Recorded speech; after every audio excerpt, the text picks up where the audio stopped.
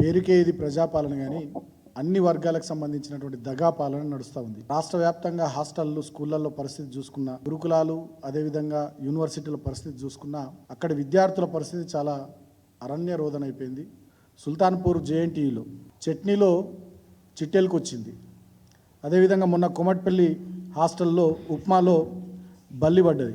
భువనగిరి సాంఘిక సంక్షేమ హాస్టల్లో 20-30 మంది విద్యార్థులు కలుషిత ఆహారం తిన్నారు. ఒకరిద్దరు కూడా మరణించినటువంటి సందర్భం మన కళ్ళ ముందర ఉన్నది. అదే కాకుండా ముఖ్యమంత్రి గారు ఏం మాట్లాడతారు, గురుకులాల వల్ల తల్లిదండ్రులకు విద్యార్థులకు మధ్య ఒక రకమైనటువంటి గ్యాప్ వచ్చింది అని చెప్పి గురుకులాలను ఎత్తేయాలనేటటువంటి ధోరణితో, ఆ ఆలోచనతో ముఖ్యమంత్రి రేవంత్ రెడ్డి గతంలో కూడా మాట్లాడినటువంటి విషయాన్ని గుర్తు చేస్తూ ఉన్నా. 2 నెలలుగా యూనివర్సిటీలకు వైస్ ఛాన్సలర్లను నియమించాక వాటిని వదిలేసింది. అక్కడ నిరుద్యోగులు, విద్యార్థులు, యువతులు పోటీ పరీక్షలకు ప్రిపేర్ అవుతూ డిఎస్సి కొన్ని రోజులు వాయిదేయాలి. మొన్ననే మీరు టెట్ నిర్వహించారు కదా. అదేవిధంగా గ్రూప్ 1 మెయిన్స్కి సంబంధించి 1:100 పిలవాలి. తర్వాత జాబ్ క్యాలెండర్ మీరు గతంలో చెప్పినట్టుగా 2 లక్షల ఉద్యోగాలకు సంబంధించి జాబ్ క్యాలెండర్ రిలీజ్ చేయాలి.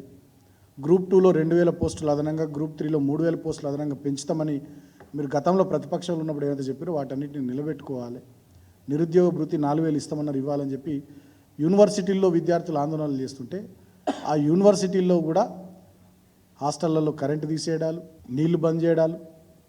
ఇక మళ్ళా గతంలో ఉమ్మడి ఆంధ్రప్రదేశ్ రాష్ట్రంలో యూనివర్సిటీలు ఎట్లయితే ఇనుప బూట్ల చప్పులతోని, ఇనుప కంచెల చప్పులతోని, లాఠీలతోని, తుపాకుల మోతలతోని ఏ రకమైనటువంటి పరిస్థితులు యూనివర్సిటీల్లో 2014 ముందు ఉండేనో మళ్ళీ ఆ రకమైనటువంటి పరిస్థితులు రేవంత్ రెడ్డి గారు తీసుకొచ్చారు. నిన్న ఉస్మానియా యూనివర్సిటీలో మొన్న 2 రోజుల సంఘటనలు చూస్తే దుర్మార్గంగా పోలీసులు యూనివర్సిటీలోకి జొరబడి విద్యార్థులను, నిరుద్యోగులను, ఉగ్రవాదుల్ని కదా వెంటాడుతారు కదా, జమ్మూ కాశ్మీర్లో అట్లా వెంటాడుతున్నటువంటి వీడియోలు, ఫోటోలు మనమందరం కూడా చూసినాం. ఇక ముఖ్యమంత్రి గారు మాట్లాడితే కాంగ్రెస్ పార్టీ అన్ని వర్గాలను మంచిగా చూస్తుంది, అందరికీ అన్ని అవకాశాలు ఇస్తుంది అని చెప్పి మీదికి కూడా స్టేజ్ల మీద మైక్ దొరకగానే ఉపన్యాసం చెప్తున్నాడు, ముచ్చట్లు చెప్తున్నాడు.